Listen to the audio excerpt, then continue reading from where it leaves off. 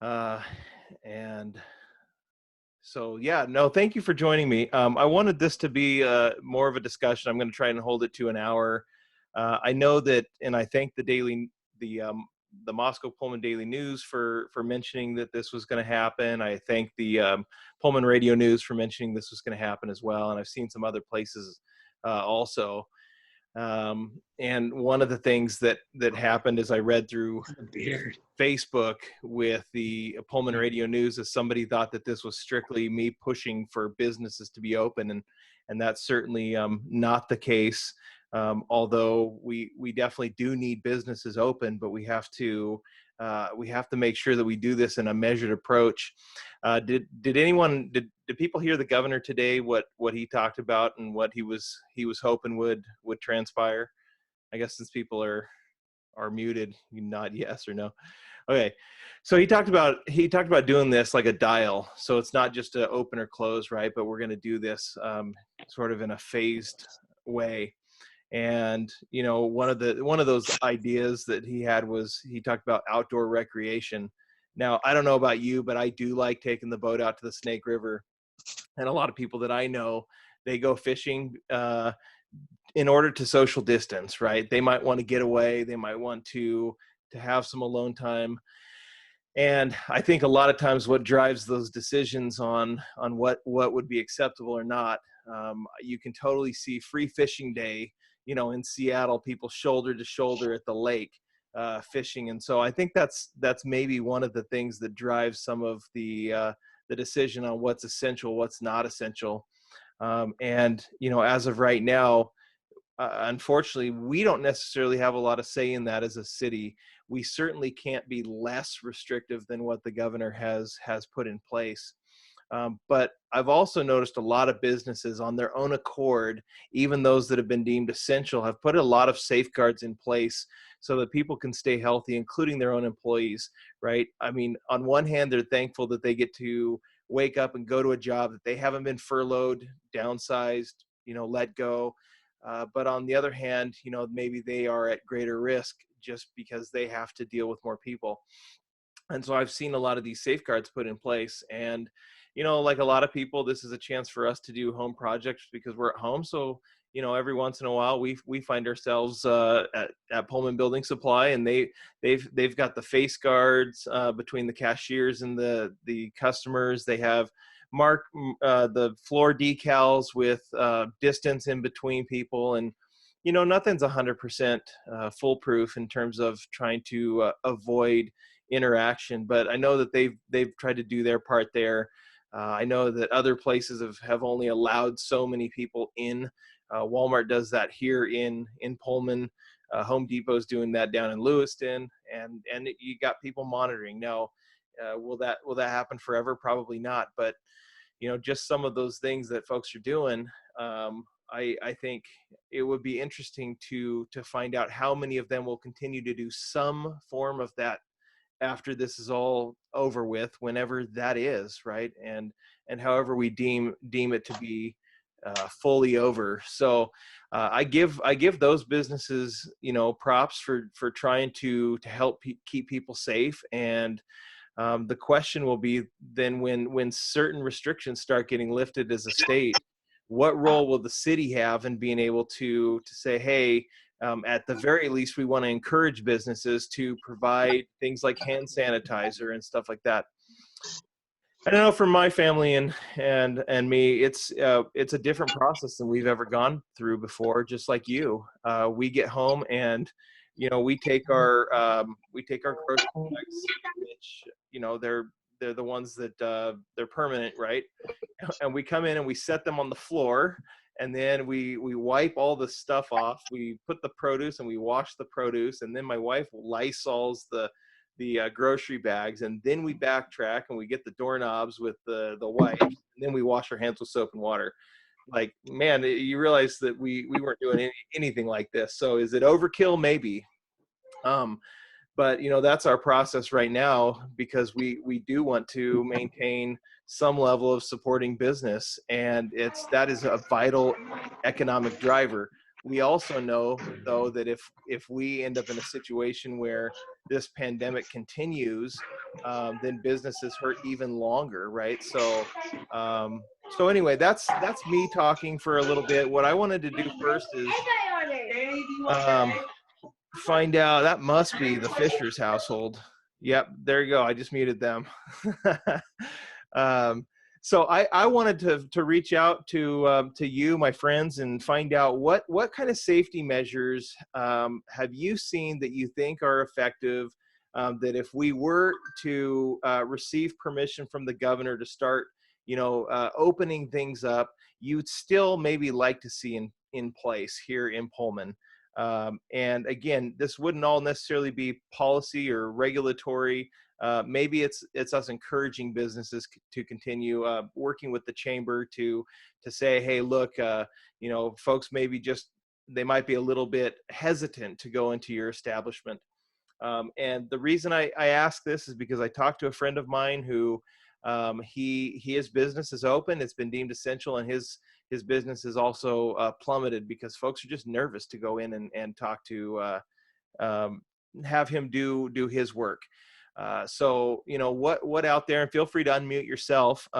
What have you seen that you've especially liked, that you thought is valuable, so that if business does start to open up more, maybe they can be encouraged to just continue?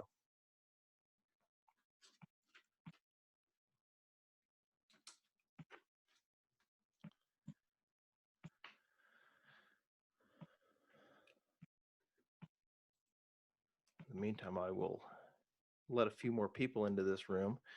Hey, I think I can let 100 people into this room, by the way. So we did get a comment, just continued social distancing. Somebody had written me. Yeah, for some people, they've really liked that. I'm a hugger, so I don't like that. I like shaking hands and stuff, but I think it's been safe, and I think really until we're over this probably is a good policy. I have seen some business owners in here, so I'd love to know what you on your own accord have done, and you say, hey, this isn't really putting me out. I might just continue doing a few things.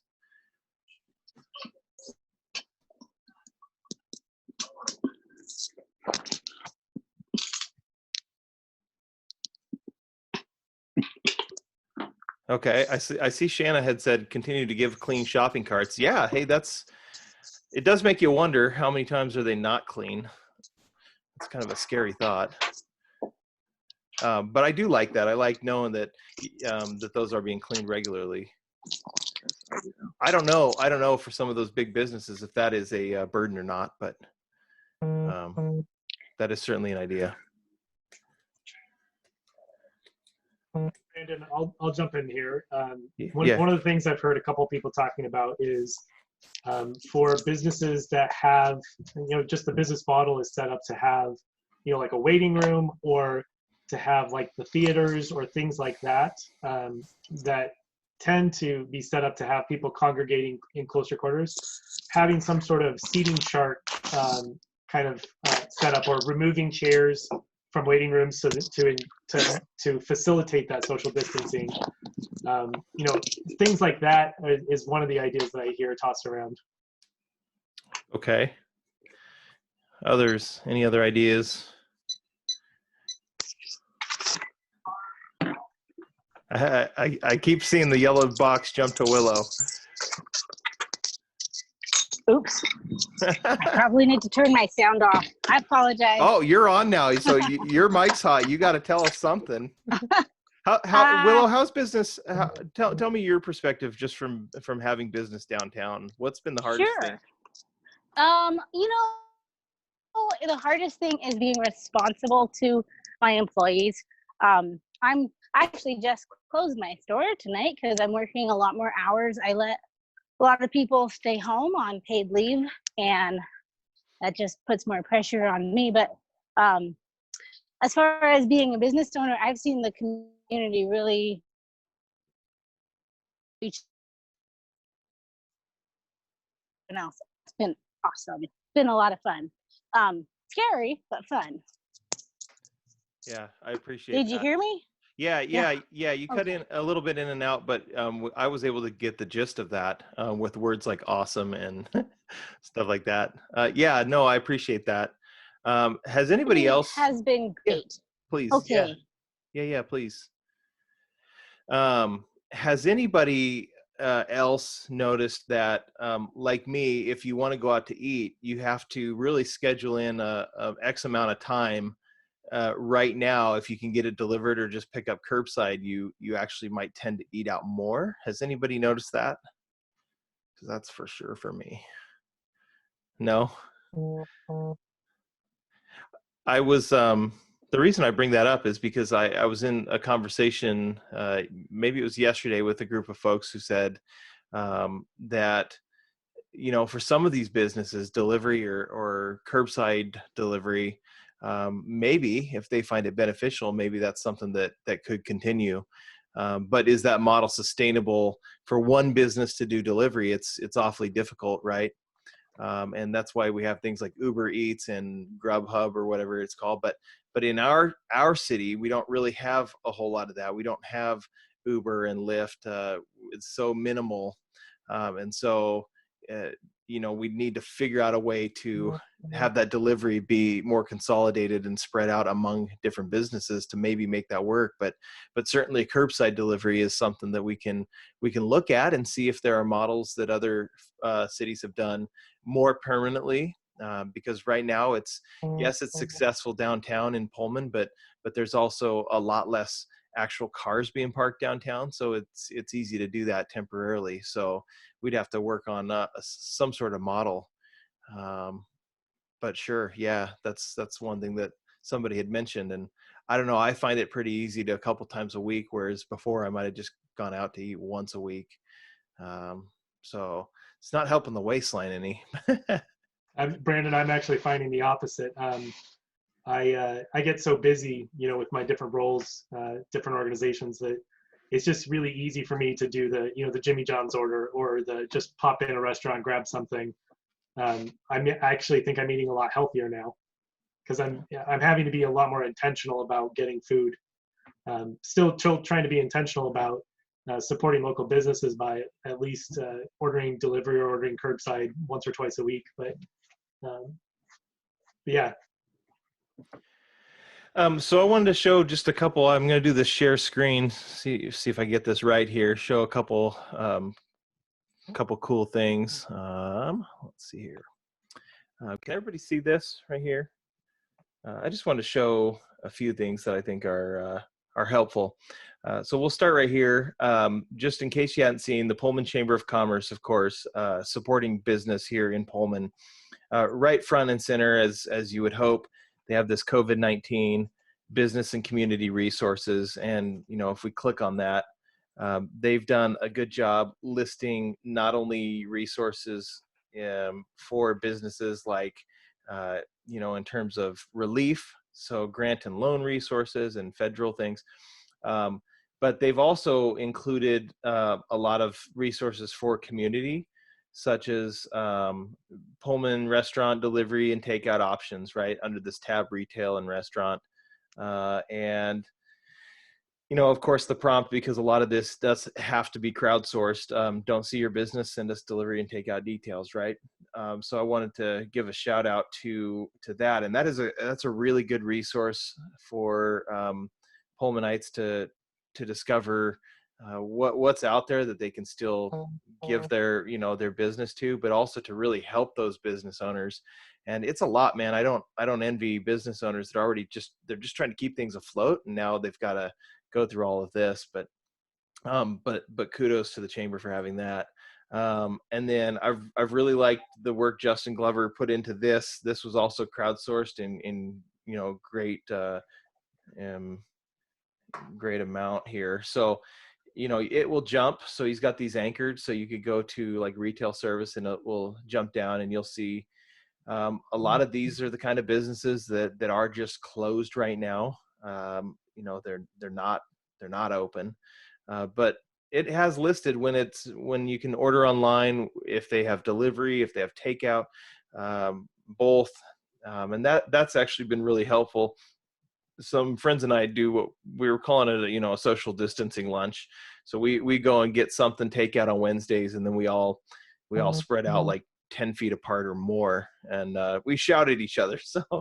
So we've been doing that for a few weeks, and we come to this actually it's a good reminder actually of what's out there, and we tend to get in a rut, so we actually came to this last weekend, and it was one of those reminders. Oh, hey, we haven't gone here in a while, and look, here's what they're doing. So that's PalouseInfo.com, which I think has been really helpful for a lot of people. Anyway, so just keep that on the on your stuff. And then the city of Pullman, as you would expect, right up top it says COVID-19 updates. Now, when you go to that, yes, some of them are true updates, like Whitman County Public Health, right? When they have something, they're going to put it right here. Now, Whitman County Public Health, just so you know, they have stopped sending every single day an update. They are really just sending an update when maybe somebody tests positive for COVID-19. But we were getting updates every day, including things that said, we have no new cases. Yes, those are great updates to get. And then they also mentioned how many of the past cases have been in, I guess, have been. So that's also really helpful. But within this, there's also resources for businesses. And the city of Pullman has a new economic development director. Her name's Jen Hackman. And Jen's really got her legs underneath her now. And what an interesting, weird time to come on board doing economic development. But she's worked really well with council members, with city staff, and with the chamber and with local businesses. And so I'm glad that she's on it, and she's working really hard to figure out ways that we can help jumpstart things, when we get to that point. But in the meantime, we gotta still keep as many people afloat as we can. And so I think Jennifer's done a good job, and she's only doing better every single week that passes as she gets really more into the city side of things. But certainly she's had economic development experience for a long time. So the city of Pullman, the pullman-wa.gov has some good resources as well. So I wanted to just share those, and now we'll hit stop share. Actually, I'm going to share one more thing. That's why I had that up. Let's see here. Wanted to share this right here. So the city of Pullman, the YouTube channel, if you have not gone to this is has more than 1,000 subscribers now. So if you had seen the push for 1,000 subscribers, really that was just to add versatility. We could always live stream from a desktop, but in case we needed, let's just say, maintenance and operations, and we wanted to do some kind of live stream with a mobile device, you have to have 1,000 subscribers under YouTube's models to be able to do a live stream from a mobile device. So there was a huge push for that.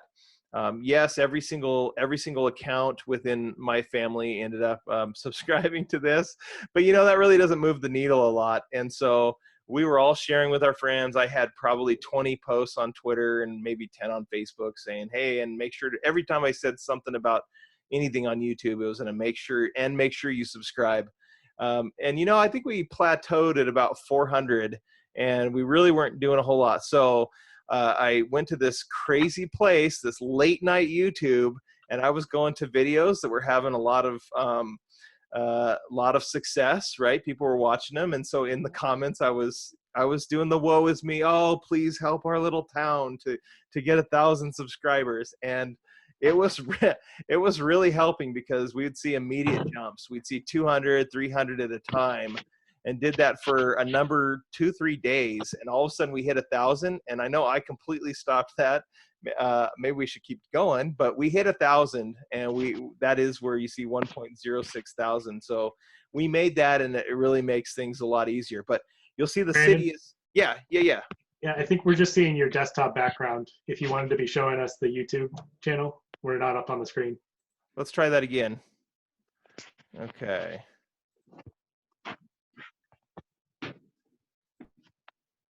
You seeing that? Yep. Okay. Yeah, 1.06 thousand subscribers. So as you can see on the city of Pullman here, there's the mayor's updates. The mayor's doing these story times for the kids. And who yeah, who wouldn't want, you know, to hear the voice of the Cougs doing the story time, right? And so, and I know Adam Lincoln has been doing some updates, and his are pretty cute, actually. I know he and I were hoping that John Krasinski with his Good News show would pick something up where Adam had his daughter shave Adam's head. And it hasn't been picked up yet, but that would be kind of neat. It was a cute video. And then finally, if you get a chance on this channel, check out this Thank You Team Pullman, which was kind of a neat video. Don't want it to be blowing you out here. Had some folks from Pullman and some cool sights, and you know, there's Kurt Damon. So we even get to see the police chief's dogs. Yeah, it was just kind of a neat video. So if you get a chance to watch that, I would recommend it. See, there's Melinda in the background. But yeah, neat video, and that's all on the city's YouTube channel. So I would definitely recommend checking that out.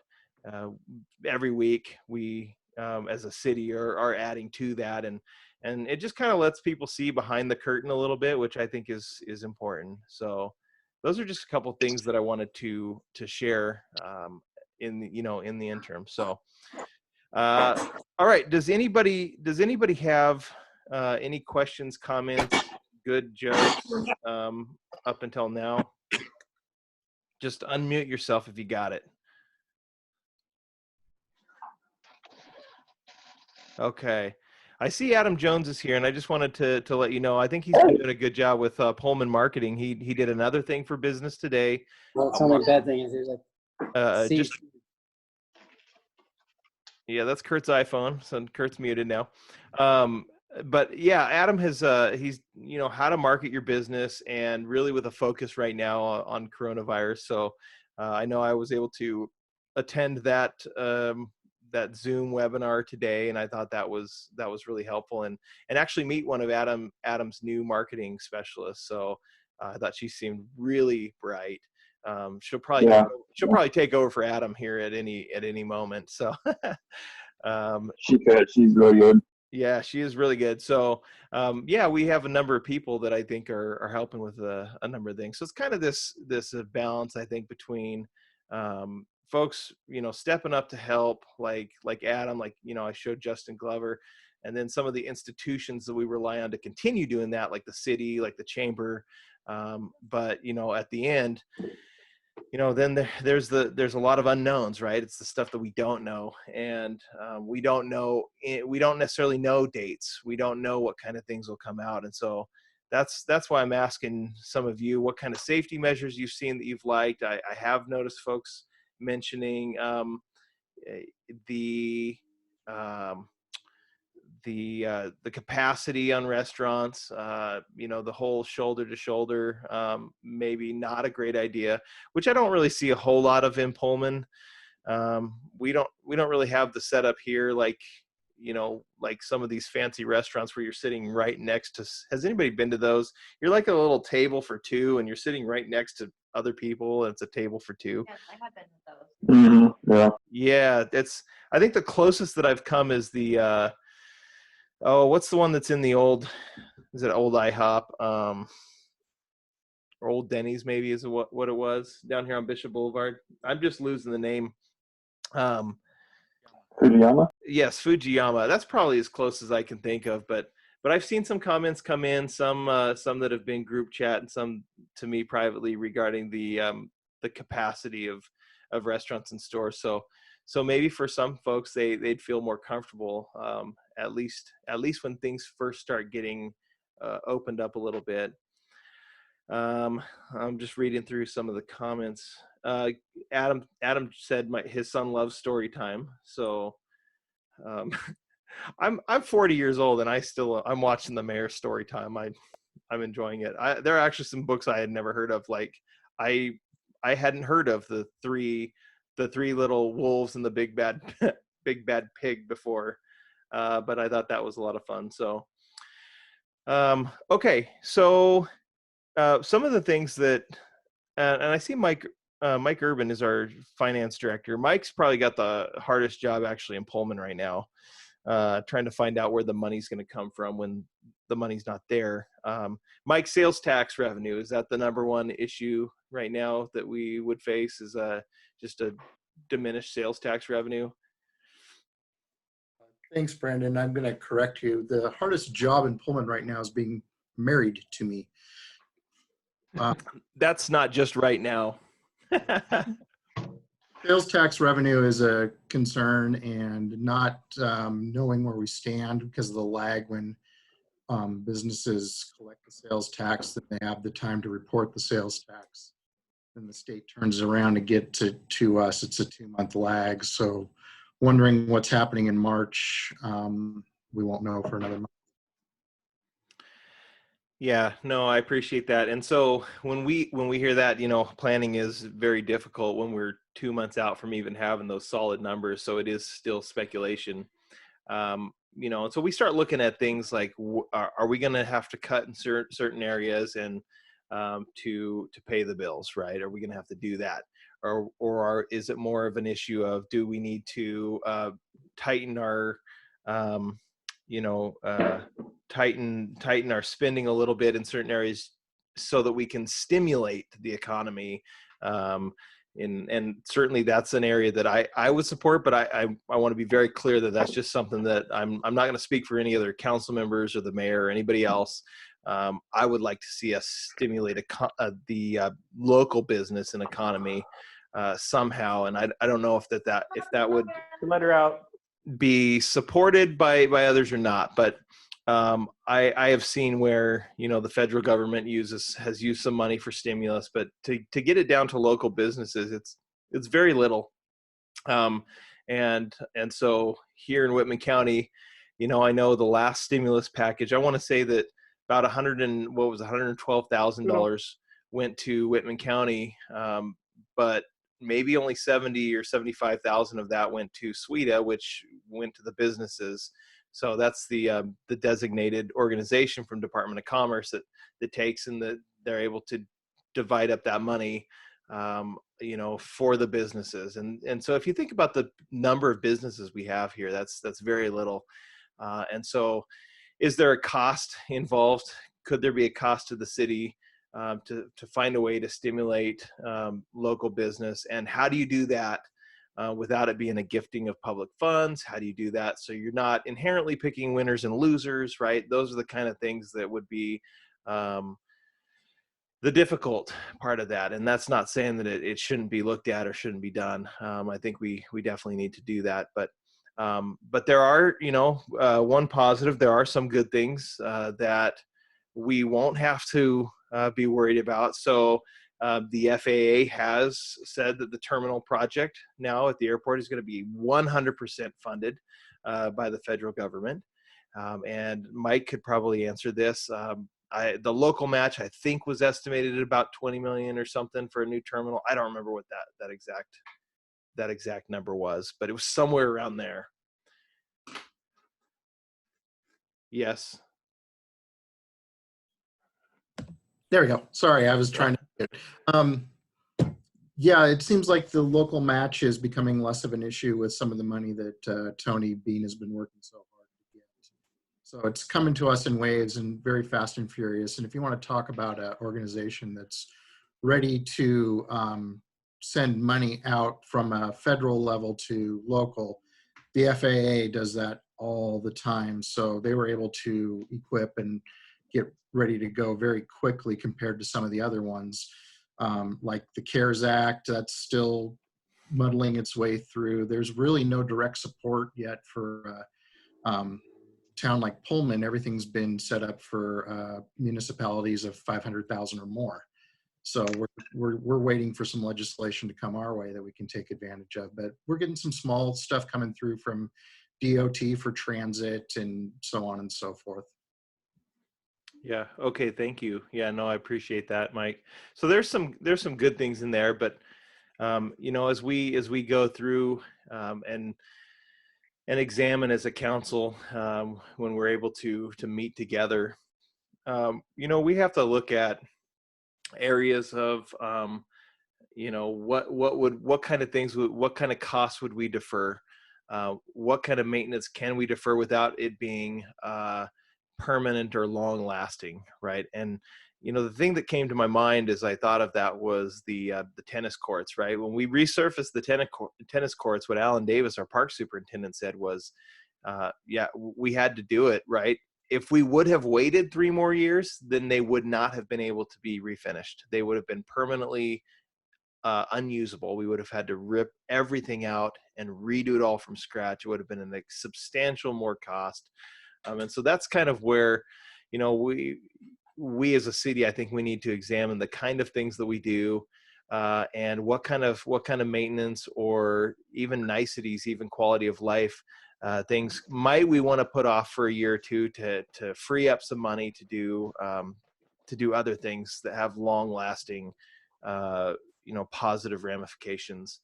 And so that's some of the things that I'm looking at and considering. And I know, I won't speak for my colleague Dan Records, who's on here, but I guarantee, I will say this, I know he's consistently reading and looking through things and considering options for what we could potentially do, what areas of the city we might not normally cut corners on, but we would, in this case. And obviously safety and health is not something we want to mess with, but a lot of times we have areas that just we get used to it and we like it, but it might be like our personal bank account where we say, you know what, we're gonna do things just slightly different because we want to save this money and go on a big vacation, right? But in this case, instead of a big vacation, we're looking at something much more dire. So in that regard, it's a little bit like your own personal finances. You have to be able to save in one area to spend in another, and so that's kind of something that I'm looking at. But I'll let Dan actually speak for areas that he's thought about anyway, or things that he's passionate about in terms of how we could make sure that in his eyes maybe help jumpstart things during recovery. One of my roles on city council is being a member of the audit committee, the finance and audit committee. And so Ann Parks and I serve in that role. And we basically, every check that goes out of the city of Pullman comes across our desk to review and put our signature on, after Mike, as the finance director, looks at it and puts his signature on it. So that's just one of the roles that we have to make sure that the money coming out of the city is being spent on things that are appropriate expenses that the city needs to be taking on, considering our budget and considering things like to make sure that money isn't going to somebody's personal expenses over the city's expenses. So as we've been getting into this, I know that Mike and Adam Lincoln have been working with all the department heads to kind of pull back on any expenses that are unnecessary or expenses that could be deferred till later, until we get a better handle on what the economic impact is going to be to our budget. And like Mike said, since we have that 2-month turnaround on sales tax, we know it's going to be a hit. We just don't know exactly what that hit's going to be right now. And as far as what I've seen coming through so far, and what I've been looking at, is going back into March. I haven't reviewed the April yet, but looking at that, I know that they're scaling back quite a bit. They're starting to get a little bit thinner packets of things for me to sign, and so that's and in talking with Mike and Adam, really our focus right now is really on making sure that we can preserve those essential services like police, fire, public works, those essential government services that without them, we're not really a city. So especially in a pandemic situation, if we had to make cuts to those services, I think our city starts to fall apart. And so we have to be looking at this with that financial uncertainty of preserving as much as we can to ensure that we're able to deliver services that are absolutely essential. And then when we look at what types of economic development we can help businesses with, I think Brandon, you're exactly right on some of those considerations. We have some state law restrictions on not giving a gift of taxpayer funds. We can't just give money to businesses. There are some things the city can do in terms of, if the city has a service that we want to offer and contracting with businesses to fulfill that service need. But that also depends on where that money is coming from, what particular budgets it's coming from. Like if we're going to be using dollars that are coming from U.S. Department of Transportation grants for a program, we need to make sure that we're using it in terms of what they say we can use it for, so that we don't risk losing those funds or losing on future granting opportunities. So there's a lot of considerations that go into those types of projects and where we find money for them. There's in recent days, I've heard some proposals from some folks on, like, for example, can the city get involved in supporting businesses by having some sort of delivery system, connecting that the businesses that may be struggling putting out their own delivery system. Can the city offer that as a service? I'm not sure if that's where the funding would come from for that right now, whether or whether or not that's actually an appropriate service for a city to be offering. If there are local businesses that are already offering a service like that, we get into issues of the city competing with businesses in an area that's not normally a city service. But some people have suggested that the dial-a-ride system, we're providing a service for members of our community that are disabled and not able to get around town as easy. So is there something with dial-a-ride that could be a supplementary delivery service for those folks that maybe have disabilities and are immune compromised, and aren't able to go out because they may be at higher risk? So is there a city service that could be coupled with that? That really depends on the funding of that and what DOT says are allowable uses for those types of grants, and that's the US DOT and the state DOT. And so some of those things are things that are worth discussion on, but I can't tell you off the top of my head that those are allowable expenses.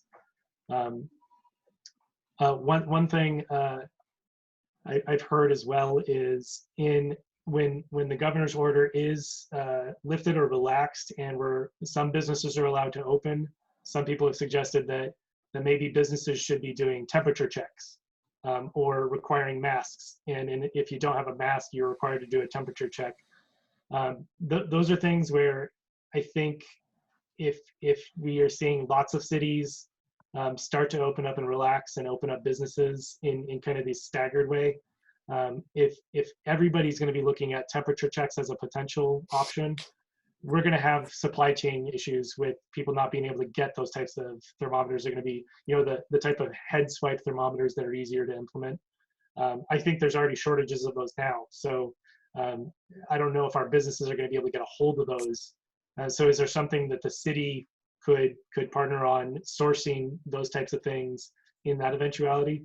I think some of those things are out of our control, obviously, because we don't make our own thermometers. We would have to be ordering anyways. But potentially there's something there for the city to be involved in, at least a coordination or putting out recommendations to businesses. If not an ordinance requiring certain things, getting feedback or setting goals from community members to come up with a set of guidelines that everybody kind of puts feedback into of these are the recommendations for businesses, and then distributing those recommendations to all our businesses to make sure that they know these are community driven things that people want to see businesses engage in to make everybody feel a little safer. I think the city certainly has a role and can engage in that kind of activity. So that's something that I'm interested in, is a feedback portal to, kind of some of the things you talked about tonight, and setting up something where we're advertising to people that we want to hear feedback on these types of things. What do you want to see happen after businesses start to open? But maybe not in a mandate, but in a kind of a recommendations, so that, because I think business owners want to be able to provide those services in a safe way, but also be mindful that customers may be leery of entering businesses or engaging in those services unless they have some reassurance that there are steps being implemented to ensure their safety. So those are some of the ideas that I've kicked around. Yeah, and that's one reason, Dan, I appreciate your comments that I had brought up earlier. This friend that owns the business that's just seen a lot of people not come in just from being a little timid, right? Even though they can use that service, it's a medical service. would they want to? And so I could imagine that some businesses on their own accord would say, hey, it makes business sense for me to continue to let folks feel comfortable or welcome coming in. I know that the comment was made to me that even if the city can't be the one to maybe drive delivery or carry out, there are certain things that might be city policies, right? This is where you and I would come in and work with city administration on policies to make things easier for permitting for groups, right? Streamlining that kind of thing for those that want to do that kind of thing. There's certain, yes. Carl Johansson here. Hi, Carl. Longtime operator of Coast Transportation. That's yes. There you go. And in the past, there is precedent using both federal and state money to do necessary deliveries other than people. And in fact, for a while, there were not any pharmacies that were willing to do Medicaid prescription services in Pomeroy, but one was in Clarkston. And our drivers were allowed to pick up prescriptions in Clarkston and deliver them to people in Pomeroy that needed prescriptions, those that couldn't get to Clarkston to pick up their prescriptions. We had to go through some mechanisms for the drivers, both our paid drivers and our volunteer drivers, to be allowed to pick up somebody else's prescriptions. But that happens right now. A spouse or a friend will go in and pick up somebody's prescriptions and take them home to them. I know SIDS doesn't require identification. That Bobby picked up a prescription for me the other day, and she just gave my name and paid. So it's not much more complicated from that, but there is precedent for federal and state transportation money to be allowed to do deliveries. Yeah, no, I appreciate that, Carl, and that would definitely be something we'd want to look into, because I can imagine even laws that have been on the books for a long time, there might be some variance moving forward as the state and the federal government looks at other options to do certain things. Maybe there will be a relaxation of some of those regulations, but from a city perspective, online applications, mobile applications, online, like intelligent workflow. There's a lot of different things that moving forward that we are looking at right now. Is Brandon, there? Yeah.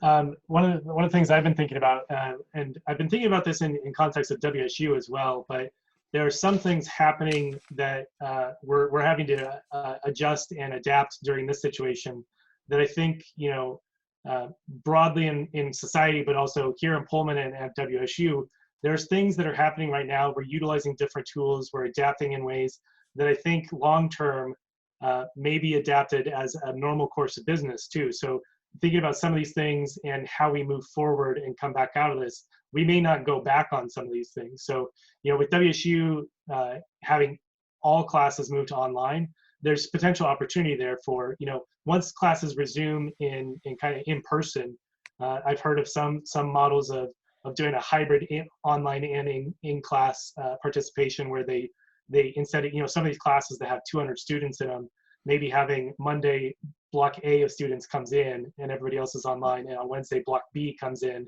and so they can do some distancing in the classroom. They're not all crammed in there. But looking at businesses having people work from home if they're able, I can see that continuing in much greater numbers than we've seen in the past.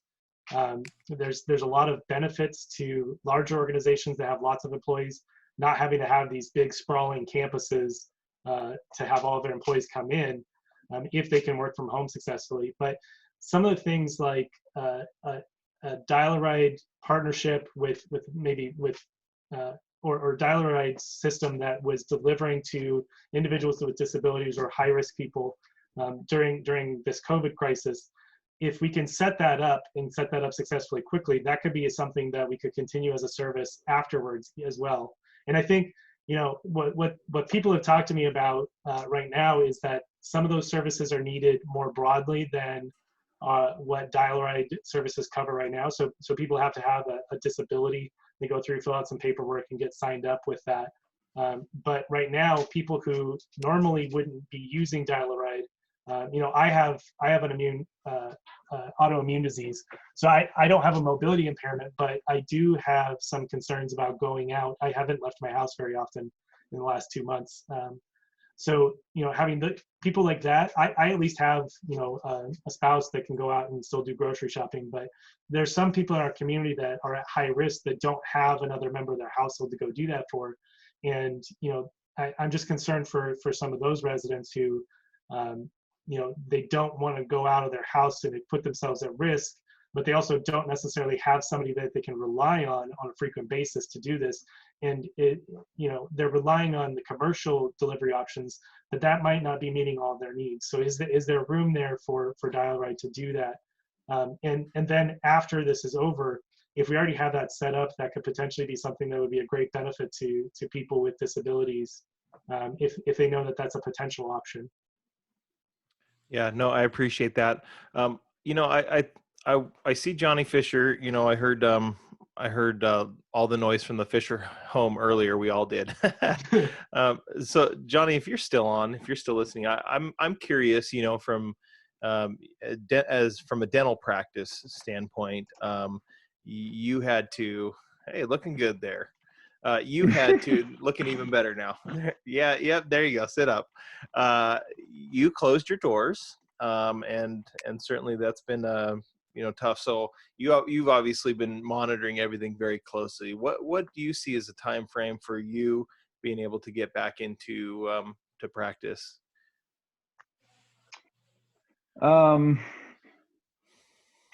Also, could you take a look, right? Just make sure everything's closer. I need you to come closer. I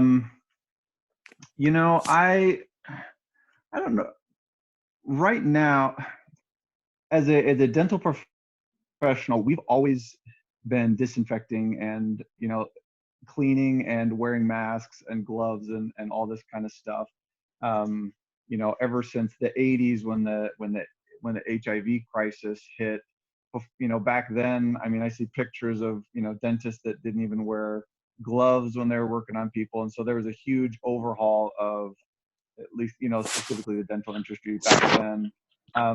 And compared to what we require now, or what we need to be doing now, as a dental, at least as a dental clinic, there's not a lot that we need to do that's much different. Starting back in early March, before we were shut down, we had implemented some significant screening procedures, did some additional cleanings of the front office area. We do temperature checks, and we do a questionnaire about asking people and when people confirm their appointments and that sort of thing. As far as opening up, there's not right now. We're just personally, I'm just waiting on the governor to give me the go ahead, because I feel like we can very safely. I don't feel like Pullman is a high risk area. I personally feel he should not have shut us down anyway. I think the other side of the state was a lot more of a hot area. The cases that we've had here versus the likelihood of transmission, I think, is very low. And I wish he wouldn't have shut us down, because there's a lot of protocols that we were implementing, and that currently I still do see emergency patients about 1 day a week, and we follow all those protocols. And if there was anyone that came in, or we found anyone that would come in that we had an issue, we would do the contact tracing and that sort of thing. And so what I'm waiting on is I'm waiting for that edict to be rescinded from the governor, because I feel like right now we're at a very low risk transmission community right now. And with social distancing protocols that most everybody knows what we should be doing, we should be washing our hands. If you're you shouldn't be standing next to people. If you have a cough or a snivel or any of that kind of stuff. If you have a temperature, if you're not feeling well, you stay home.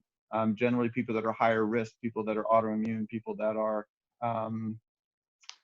elderly, have other kinds of comorbidities like diabetes and like heart failure, and obesity is one that's even for is a higher risk category. You know, those are higher risk populations that should still be much more, should stay at home much more. But I think based on our incidence, based on the I think our low risk, if we're using good social distancing guidelines that, again, most of us have been kind of pounded into lately, I wish we could open up tomorrow. That's my personal opinion. Yeah, and I appreciate that perspective, and do recognize that you as a practice have always been very careful. I saw one of the folks in the group chat, just wanted to highlight this. Ben Stone had said the Council on Aging has been doing amazing things to provide meals for those throughout our region. That's absolutely true. One of the videos that I had done on my council YouTube page was just a call out for what they were doing for the senior center. The seniors, of course, can't meet right now, but on Tuesdays and Fridays, they were providing meals there. It was a drive-by service. You could go and pick those up. Yes, you could buy lunch, but you don't have to pay for that. So kudos to the Council on Aging in Whitman County for doing that. And I know we have had multiple firefighters that I've seen on Zoom. Wanted to give them a shout out. I mean, you talk about the front lines dealing with people, knowing that not everybody has really heard that request, that if you are displaying symptoms, to make sure that that is known up front. And so wanted to give them a shout out for continually being there on the you know, if not dangerous, then more risky side of things. So anybody else have any open comments before I close? I want to keep it to an hour, and I do want to commit that from here on out, any Tuesday right now until we're at least out of this thing, any Tuesday that we don't have a council meeting for whatever reason, I would love to meet with residents and just talk through some of this stuff. Anybody have any comments before I'll have a few closing comments and then I'll end. Brandon? Yes, Larry. Larry, hi. Hey, have you heard anything about the city council meetings? Is there any progress? Yeah. So we have, the last I heard, we had one scheduled for the 28th. I'm looking at a calendar right now. And some of it would depend on, I'll just say, an interpretation of what the governor's order looked like. So that's probably the best, most diplomatic way I could say that. And I want to keep it on the up and up. So maybe the 28th, that's what I'm banking on. You know, if we find out otherwise, then we will, we'll certainly know. And I would assume put the word out. But that's what I'm planning on, is the 28th. Dan, is that what you're planning on? 28th, 7 o'clock? Yeah, as far as we know right now, that meeting is still on. I think it depends on, and Mike's giving a thumbs up there.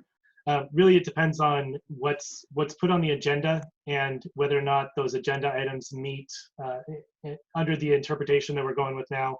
Whether those agenda items meet with the governor's kind of restrictions on action items.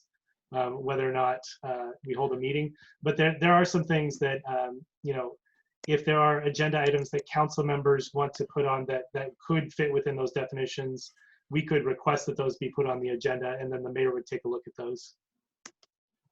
All right. Yeah, I appreciate it. Thank you, Larry, for the message. And for those who don't know, Larry Clark is the editor of Washington State Magazine, who is always putting out, every quarter, every trimester, amazing content. So thanks, Brandon. Yeah, thanks. Hey, I just want to end something I was thinking about. So if you don't mind letting me ramble, just want to end with a story of something that had been stuck in my mind for a few days. Hey, Brandon. Yeah. Can I just make a comment before we please, before we end? I just wanted to put it out there. I don't know if anybody else has been thinking about this, but in terms of, I know the governor has stated in his thought process and what the decision-making process is to lift some of the restrictions. They're looking at the advice from the CDC, but also the Department of Health, and they're really looking at, they want to see more testing availability, and a real ramp up of testing, of broader testing than what we've been doing. Because I have a concern about the numbers that are being reported, and Whitman County Health Department is also, Troy has echoed these concerns, as well as the number that we have of reported cases in Whitman County is not an accurate reflection of the cases that we think we probably have in Whitman County. And we're dealing with a dearth of knowledge right now. And so the only way to combat that is to do more testing. And so there's been some struggles at the federal level with development of an antibody test to be able to test people that are asymptomatic to see if they've had the disease. But that's one of the things that I think is really necessary to be able to inform decisions going forward on when is it appropriate, or even what is the, putting into being able to have data to put into those models of showing what is the actual mortality rate of this disease, how deadly it is, and how quickly it spreads. And without that knowledge of how many asymptomatic carriers we have out there, it is a bit of a guessing game. And so I think that's obviously frustrating for everybody to not know, but also that leads to kind of the impetus or the motivation to want to make decisions quicker, but having that shadow of the inability to know what's actually our case rates out there and what the mortality rate is. I think that's a critical thing that we need to see happen. So I just want to put that out there if anybody else has been thinking about that or concerned about that. Yeah, and thank you, Dan, because we have heard of the testing, and then as we saw Sunday afternoon, WSU's one of their more famous alumna now, Ana Cabrera, had reported that some of the tests that we did have, that we were lucky enough to get here in Washington, finally, they were deemed tainted in some way, and they had to all get sent back. So that was unfortunate. Well, thank you. So here's the thing that I had been thinking of, right? I was just trying to figure out what could I say at the end that would matter, and it certainly matters to me, and I don't expect it to matter to you, but I was living in Argentina, and I moved back to the States only 3 days before 9/11, and I turned on the TV one morning, was watching when the second plane hit, and this was pretty darn scary for everybody. And there was a lot more that we didn't know than what we did know. But what we knew was that we had been attacked, and we knew many lives were lost, including many first responders, especially firefighters. And we knew that something had happened that would change things, right? Many of you know that I'm a big baseball fan. I love baseball history. I love just sitting at a game on a warm day. Well, Major League Baseball paused its season right after 9/11. And as it so happens, I had tickets to what turned out to be the first game after the season resumed. And if you'll recall, this was 2001, so it was the year the Mariners won 116 games. So Safeco Field, as it was called at that time, was sold out. And it was my first game I'd been to in multiple years since I'd been out of the country. But aside from the fact that Freddie Garcia was on the mound, I remember that. I really don't remember a whole lot of anything else about the game itself. The only thing I remember is everybody in the stands, 45,000 people waving flags, and when the seventh inning stretch came, "Take Me Out to the Ball Game" was sung. But "God Bless America" that's what brought the tears. And yeah, there was pride, but it wasn't the song, and it wasn't the flag that made it so poignant. It was the fact that no matter where we were on the political spectrum, Republican or Democrat, liberal or conservative, we felt like we had each other's back. I'm going to just quote something that I will always remember that Barack Obama had said in 2004, and regardless of your political affiliation or regardless of how you feel about these individual policies, the sentiment to me rings really true. He said, if there's a child on the south side of Chicago who can't read, that matters to me, even if it's not my child. If there's a senior citizen somewhere who can't pay for their prescription drugs and has to choose between medicine and the rent, that makes my life poor, even if it's not my grandparent. If there's an Arab American family being rounded up without benefit of an attorney or due process that threatens my civil liberties.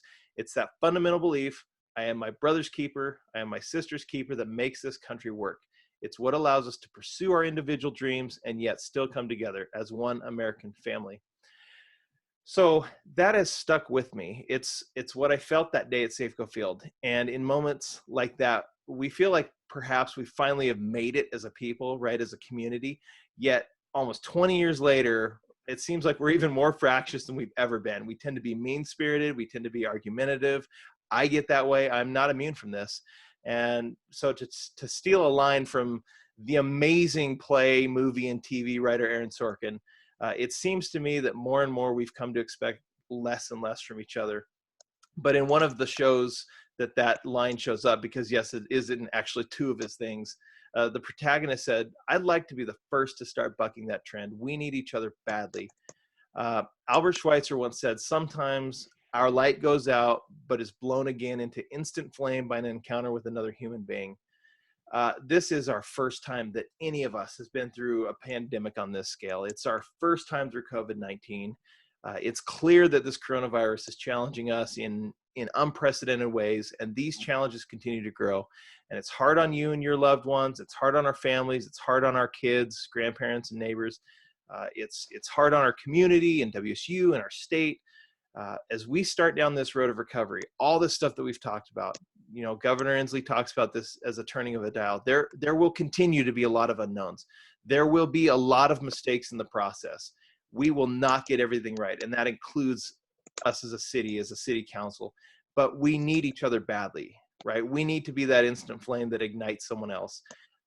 President Grant said, "The friend in my adversity I shall always cherish most. I can better trust those who helped to relieve the gloom of my dark hours than those who are so ready to enjoy with me the sunshine of my prosperity." We're going to get through this. It's not going to be easy, but here's my promise to you with kind of this inherent plea that's built in. Let's allow it just an extra dose of grace in our interactions with each other. Let's extend to one another the benefit of the doubt. Let's extend a virtual helping hand right now. Let's take time to listen. I think if there was ever a time to band together, it's now. And it's weird that we can't do that together in person the same way as we once did. So let's be creative, right? We can think of each other. We can help each other in ways that we probably never have before. And if we can work with those people who may at one point have been someone with whom we were combative, if we can serve people who perhaps never have served us, if we can love and forgive those who once, I don't know, maybe we feel at one point may have done us wrong, then we will truly succeed as a people, as a Pullman community in ways that we cannot even imagine. So I'll end with something Nelson Mandela said: the greatest glory in living lies not in never failing, but in rising every time we fail. We will rise again, and we're going to be more Pullman proud than ever, because that pride won't simply be based in the city and the location, but in the people. And so that's my hope. I just wanted to share that. I really appreciate you joining me. I love you very much. My heart and mind is with all of you during this time, just like it is with my own family. And certainly have a great night and a great week. Please, please, please reach out to me if there's anything that you need. And that kind of concludes my thoughts. And certainly if anyone has anything else they want to add before we cut it off. Otherwise, I'm going to hit the end meeting button. Thank you. Okay. Thank you so much. Brandon, I think we should call it physical distancing and not social distancing, because there you go. We need social interactions, and we need to keep the conversation alive and keep checking in with each other. I like it. Physical distancing is the new term we're using. Thanks, Brandon. Thanks. I appreciate it. Thanks, Brandon. Yeah, you guys have a great night, great week. Will you play us out with your DJ microphone? Maybe we take a request. Boom, chicka, boom, boom, chicka, boom. Okay, good enough. Yeah, the scary thing is I'm recording that, so that's now forever. Yeah, my posterity is going to hear that. Thanks a lot. You're not joining Pentatonics anytime soon. No, I'm really not. Thanks, Dan. Appreciate it, everybody. Thanks, Brandon.